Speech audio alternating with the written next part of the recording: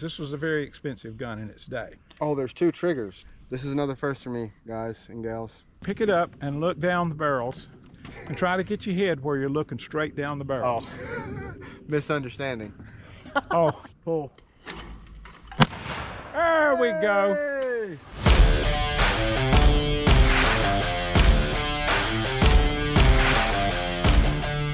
Okay, so we've got a really old shotgun here. And it's also a really famous brand. So this is a Wesley Richards hammer gun. That thing looks crazy. Yeah, it has a Jones underlever. See, you pull this around and then that unlocks the gun. Mm-hmm. An entirely different kind of lock work from modern guns. It also has a keyed forend. So if we look right here, see that key pin? That goes through a loop in the bottom of the barrels, and that's what holds the forend on. I traded a friend of mine out of this gun. He had it and I wanted it, and I wanted it really bad. And I traded him 2 guns, 2 really nice shotguns for this gun. I don't know exactly what year it was made. I think about 1870. If it was made in 1870, at the time that it was made, they were already using rebounding hammers. Mm-hmm. So on this gun, most guns, the firing pin is like inertia fed. Yeah, okay. And when the hammer falls, it kind of bounces back a little bit. Yeah. This gun, if you open this gun with the hammers down, you can damage the firing pins. So you have to put it on half cock like this before you open the gun. Right. Because if you don't do that, I can see what you're saying. the firing pins, if I let this hammer down, see how the firing pin's protruding through the face, through the breech face. That kind of dates it a little bit. I couldn't find records on exactly how old it is. So this is not rebounding hammers? Non-rebounding hammers. Okay, so each time you shoot it, you have to breech or open the breech, load it around. Yeah, you have to put it on half cock and open the breech to open it. Okay. So the way you'd carry it if you were hunting, you'd carry it like this. It's on half cock. And if the birds got up, if you got your hand right here, you can sweep the hammers with your thumb. Yeah. And it's about as fast as taking the safety off of a conventional gun. It really works good. I did a bird hunt with it with black powder shotgun shells, and that's what we're going to shoot today. We're going to shoot some black powder shotgun shells, provided they work. It's been a long time since I put them together, but we'll see. Another thing that's kind of unique about this gun is that it is a 20 gauge in an English gun. I don't know. Which is a rarity. Oh.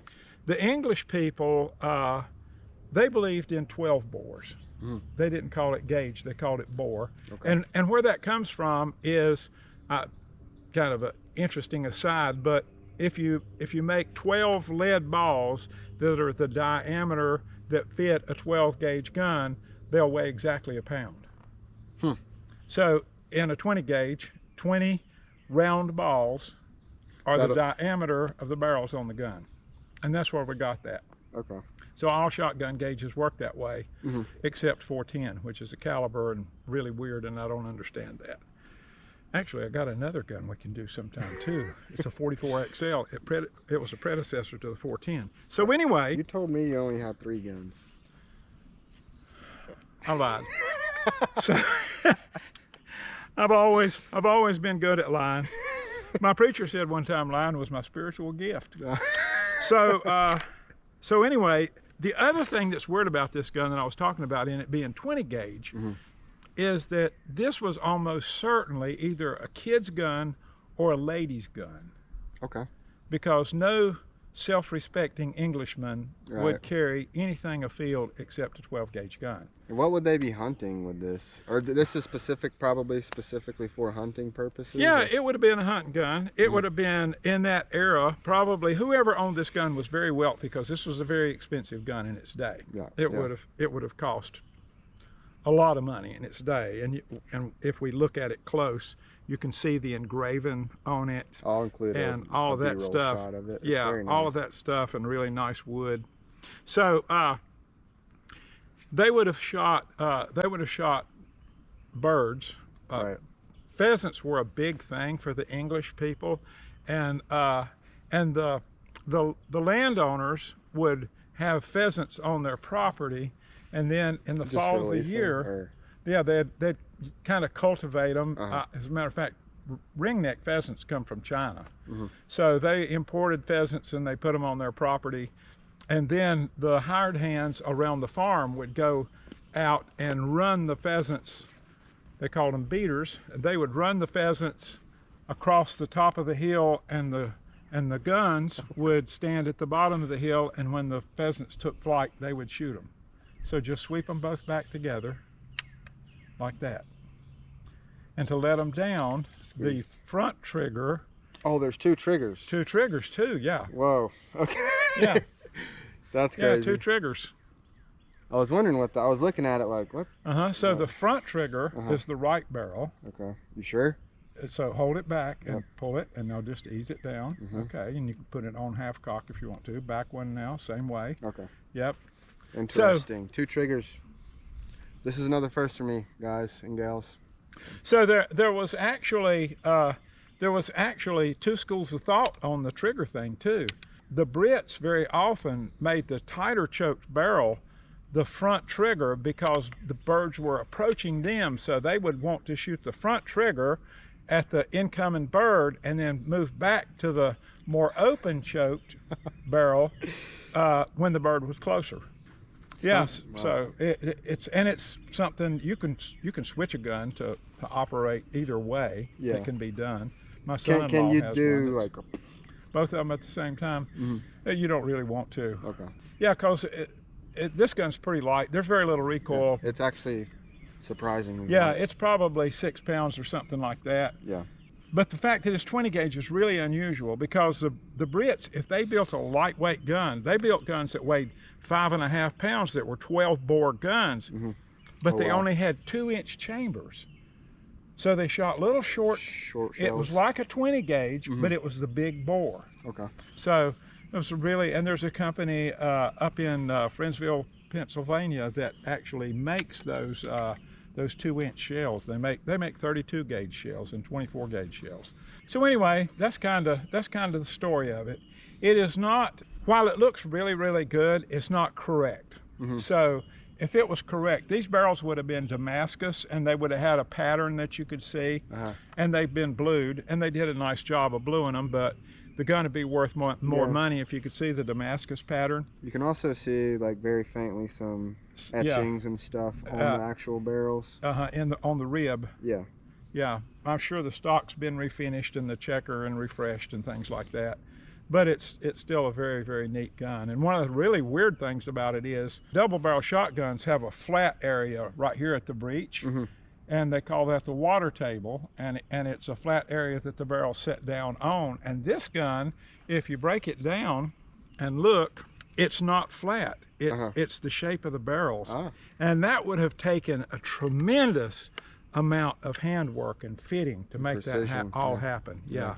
So guns like this took, one guy would build this gun, and it might take him a month. So you can imagine what it would cost. So you'd have to be a wealthy individual. Well heeled. Yeah. Yep. All right, so we're going to shoot some black powder shells if they go off, and we're going to see if Sebastian can break a clay bird. Let's do it. All right, here we go. Okay, very little recoil. You're going to have to talk me through this process here, Mr. Jones. Before you do anything, pick it up and look down the barrels, and try to get your head where you're looking straight down the barrels. Oh, misunderstanding. Oh, yeah, good point. Yeah. I'll say. Yeah. Not that way. If that's what you want me to do. That would be looking up the barrels. All right. Okay. Half cock, 20 gauge black powder. 20 gauge black powder. I think it's probably 3/4 of an ounce a shot. It's a very light load. Yeah. You can tell there's some age behind these as well. Yeah. They're probably 20 years old. It was back when Sherry and I were shooting shotgun all the time.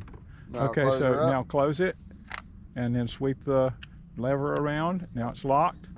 Okay, now bring your hammers back to full cock. Okay, and be ready to pull the front trigger. You'll pull it first. Eyes and ears. Eyes and ears. 1 second. Pull. Okay. You're getting the same result I got. Yeah. All right, rear back trigger. Okay. All right. Pull. Well, I can't hit it. Well, let's try again. Let's get it's one a more. kind of a tricky gun to shoot. Like I say, I did. So take them to half cock. Are these break gonna it fly down. out at me? Nope. Nope. That came after this gun was built. Yep. All right, put 2 new shells in there. Let's give her one more try here. Pull. Again. All right. Start with the gun mounted. Okay, so you know about where the target's going to go. Start with the gun mounted. All right. Now call pull. Pull. There we go. Hey! Yeah, so I think that was part of my problem too. It's Hot. a weird gun to mount because it's really straight stocked and really short. Like I say, it was probably a kid's or a lady's gun. She gets hot. Yeah, Quick. yeah, because it's black powder. Again, ladies and gentlemen, this is a first for me. So is that your first clay you broke? No, it's not my first clay, but that with a double barrel. Yeah. So a lot of first here. And double guns are harder to shoot because the barrels block out a lot of what you would see with a single barrel gun with a rib or an over-under gun with a rib. Right. So that it blocks out a lot of what you see. As a matter of fact, if it's some of the birds that you would shoot like a rising bird quartering away from you, if you can see the bird, you're going to miss it. You got to block it out. I've done a lot of duck hunting. Yeah. But never with any double barrels. It's been semi-auto. You know. Yeah, they're harder to shoot, but they're really fun and elegant, and thinking about the heritage of something like that was totally handmade by a guy wearing a Tattersall shirt. Yeah. A gentleman. Right, just probably messing about, like trying to get it perfect for his customer, you know? It's Yeah, and it was all handmade and hand fitted. And it was a gun like that was probably at least 3 or 4 months of work to build that gun because they built it from scratch. Break a couple more. Okay. Because you got it figured out with a gun mount now. Again, I'll never say no. Yeah. Just shooting full cock. Yep. All right. Say pull. Pull. Got it. Okay. Do it again. Pull. Well, 1 out of 2. Not bad. Not bad.